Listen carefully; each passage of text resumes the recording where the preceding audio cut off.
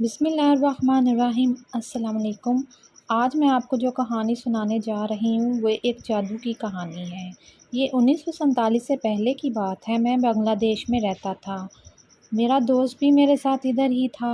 ایک دفعہ میرا دوست بیمار ہوا۔ اس کا علاج کافی عرصہ چلتا رہا۔ اس زمانے میں کالے جادو کا رواج بہت تھا، تو اس کو دیکھ کر میرے اندر بھی یہ شوق پیدا ہوا۔ تو اس نے مجھے بتایا کہ فلاں جگہ پر ایک کالا جادو کرنے والا ہے جو کہ ایک ہندو ہے اور وہ کالا جادو جانتا ہے۔ میں اس سے سیکھنے جاتا ہوں، لیکن میری آج کل طبیعت بہت خراب ہے، اس لیے میں سوچ رہا ہوں میں یہ کام نہ سیکھوں تو بہتر ہے۔ میں نے جتنا سیکھا ہے وہی بہت ہے، جس کی وجہ سے میں بیمار رہنے لگا ہوں۔ میں نے کہا، چلو تم نے نہیں سیکھنا تو مجھے اس کے پاس لے جاؤ۔ میں روزانہ اس شخص کے ساتھ جادوگر کے پاس جانے لگا۔ اس جادوگر نے مجھے بہت کچھ سکھایا، لیکن تھوڑے ہی دن گزرے تھے کہ میرا وہ دوست وفات پا گیا، جس کا مجھے بے حد دکھ ہوا۔ میں نے یہ بات جادوگر کو بتائی تو جادوگر نے مجھے کہا، میں تمہیں ایک منتر دیتا ہوں، تم نے بس یہ کرنا ہے کہ جب تم دوست کو کفن دینے لگو تو اس کے کان میں یہ منتر پڑھنا ہے۔ اور تم نے اسے یہ کہنا ہے کہ میں رات کو تم سے ملنے آؤں گا، اور یہ تم نے ہر حال میں کام کرنا ہے۔ پھر دیکھنا تمہارے سارے کام کیسے ہوتے۔ تو میں تھوڑا ڈرا، لیکن اس نے مجھے کہا، اگر تم چاہتے ہو کہ تمہارا ہر کام صحیح طریقے سے ہو تو تمہیں یہ کام کرنا پڑے گا۔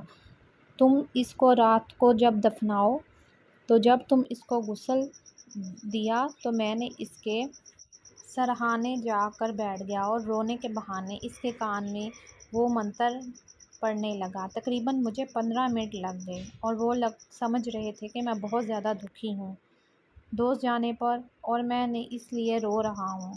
اینڈ میں نے اپنے دوست کو کہا، رات کو ہم پھر دوبارہ ملنے آؤں گا۔ یہ کہہ کر میں نے ایک تعویذ لوگوں سے چھپا کر اس کے کان میں رکھ دیا۔ کسی کو پتہ بھی نہیں چلا، اور انہوں نے کہا، اب جنازہ اٹھانے کی باری ہے۔ تو میں روتا سب کے ساتھ قبرستان چلا گیا اور اسے دفنا کر واپس جیسے ہی رات ہوئی، رات کے 12 بجے، میں قبرستان میں دوبارہ پہنچ گیا اور قبر کو کھودا اور اس کی لاش نکالی۔ اور پھر جادوگر نے مجھے ایک عمل دیا تھا، وہ میں تقریباً 1 گھنٹہ اس کے کام میں پڑا، اور پھر میں اس جادوگر کے پاس چلا گیا اور اس سے بتایا کہ میں نے وہ کام کر دیا ہے۔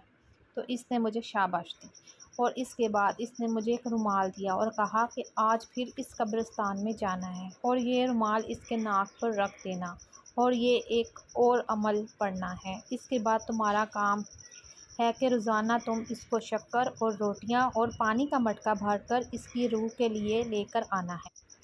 میں نے یہ بات مان لی۔ میں نے یہ عمل 3 دن کیا اور واپس آ گیا۔ اب جادوگر نے مجھے کہا، یہ روٹیاں تم مجھے دے دو کیونکہ یہ اس مردے نے کھانی ہے۔ تو میں حیران رہ گیا کہ مردے نے کھانی ہے، وہ تو مر چکا ہے۔ تو اس نے کہا، 3 بجے رات کے وہ آئے گا اور یہ کھائے گا۔ اب تم جو اس سے کام کروانا چاہو کروا سکتے ہو، لیکن وہ روز آئے گا اور تمہیں روز اس کو روٹیاں، شکر اور پانی کا مٹکا دینا ہوگا۔ میں مان گیا۔ اب مجھے کوئی بھی کام لینا ہوتا تو وہ کام میں اس مردے سے لیتا۔ ایک دن گلی میں ایک ماسٹر صاحب سے لڑائی ہو گئی، تو میں نے سوچا کیوں نہ ان کو سبق سکھایا جائے۔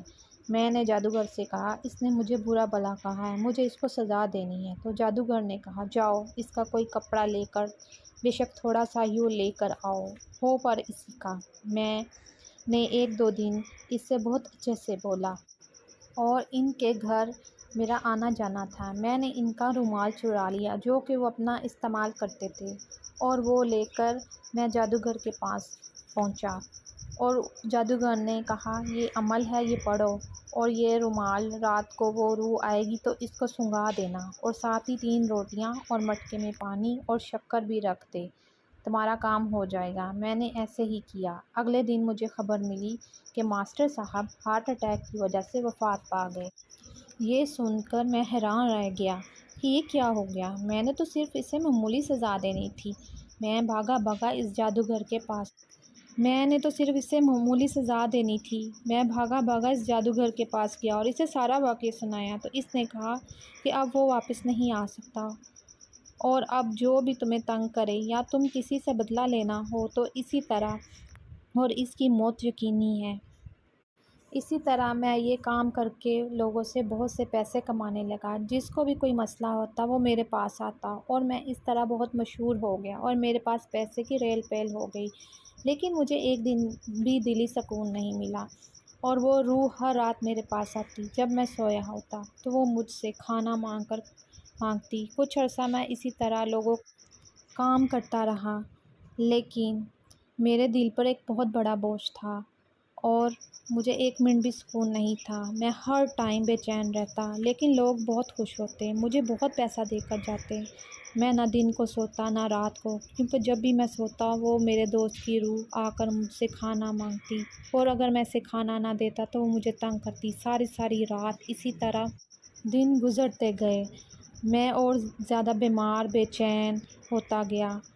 میں نے اس جادوگر کا پتہ کیا، لیکن مجھے پتہ چلا کہ وہ بھی مر گیا ہے۔ اب میرے پاس کوئی چارہ نہ تھا، کیونکہ میں نے عمل تو سیکھ لیا تھا لیکن اس کا توڑ نہیں۔ وہ روح بھی بے چین تھی جو میرے دوست کی تھی۔ وہ ہر روز میرے خواب میں آتی، مجھ سے کھانا مانگتی اور مجھے پہلے سے زیادہ تنگ کرنے لگی اور مجھے نہ وہ سونے دیتی تھی۔ ہر ٹائم میں جاگ کر میرا دماغ پھٹنے والا ہو جاتا۔ پہلے تو پھر بھی وہ صرف کھانا مانگتی، لیکن اب وہ مجھے زیادہ تنگ کرنے لگی۔ اسی طرح 20 سال گزر گئے۔ اب میرے پاس واپسی کا کوئی ٹھکانہ نہیں تھا کہ میں اس کو کیسے واپس بھیجوں، لیکن اب جو ہونا تھا وہ ہو گیا۔ اب میں بہت بوڑھا ہو چکا ہوں اور میرے بدن میں بھی کمی ہو گئی ہے۔ میں اللہ تعالیٰ سے بہت معافی مانگتا ہوں۔ اللہ تعالیٰ مجھے بخش دے، کیونکہ میری وجہ سے بہت سے لوگ مر گئے ہیں اور میں لوگوں کو بہت نقصان پہنچایا ہے۔ میں نے بہت لوگوں کا قتل کیا جو کہ بظاہر انہیں ہارٹ اٹیک یا کوئی ایکسیڈنٹ کی شکل میں ہوتا، لیکن حقیقت میں وہ کسی نے نہیں کیا، وہ سارا کام میں نے کیا ہوتا اور اس طرح میں نے ان کی جان لی۔ اب یہ سب روحیں جو جن کو میں نے مارا تھا میرے خوابوں میں آتی ہیں اور مجھے کہتی ہیں ہمارا کیا قصور ہے، ہمارا کیا قصور ہے۔ بہت بے چین ہوں، نہ میں دن کو سوتا ہوں نہ رات کو۔ میں اللہ تعالیٰ کی پکڑ میں ہوں۔ یہ کام چھوڑنا بھی چاہوں تو نہیں چھوڑا سکتا، کیونکہ وہ میرے دوست ہر روز کھانا مانگتی ہے، اگر میں نہ دوں تو وہ مجھے تنگ کرتی ہے۔ شاید ہی میں کسی دن سویا ہوں۔ اب میرے آخری دن چل رہے ہیں، میں بہت زیادہ بیمار ہوں، اس لیے اپنی کہانی آپ کو بتا رہا ہوں۔ میرے لیے دعا کیجیے گا، اللہ تعالیٰ مجھے معاف کر دے، کیونکہ مجھے پتہ ہے کہ وہ سب روحیں میرے خوابوں میں آتی ہیں اور مجھے تنگ کرتی ہیں، لیکن میں نے ابھی بہت ظلم کیے ہیں۔ میں نے وہ راستہ اختیار کیا ہے جو برائی کا راستہ ہے، لیکن اب میرے پاس واپسی کا راستہ نہیں ہے، کیونکہ مجھے وہ عمل نہیں آتا جس کے ذریعے میں اپنے دوست کی روح کو واپس بھیج سکوں۔ میں پڑھ کر اس کو بخشتا ہوں۔ میں نے یہ کام چھوڑ دیا ہے، لیکن میں بے چین ہوں۔ میرے لیے دعا کیجیے۔ بس آپ کے لیے یہی نصیحت کہ کبھی برائی کا راستہ اختیار نہ کریں، کیونکہ برے کام کا انجام برا ہی ہوتا ہے۔ میں نے ساری زندگی شادی نہیں کی کیونکہ وہ روحیں مجھے ہمیشہ بے چین ہی رکھتی ہیں اور وہ ابھی بھی رکھتی ہیں۔ بس برائی سے دور رہو، کبھی بھی غلط کاموں میں مت پڑو، یہ سب کام دنیا میں رہ جانے ہیں۔ دوستو، اگر آپ کو یہ میری کہانی اچھی لگی ہو تو ضرور شیئر کیجیے گا۔ اللہ حافظ۔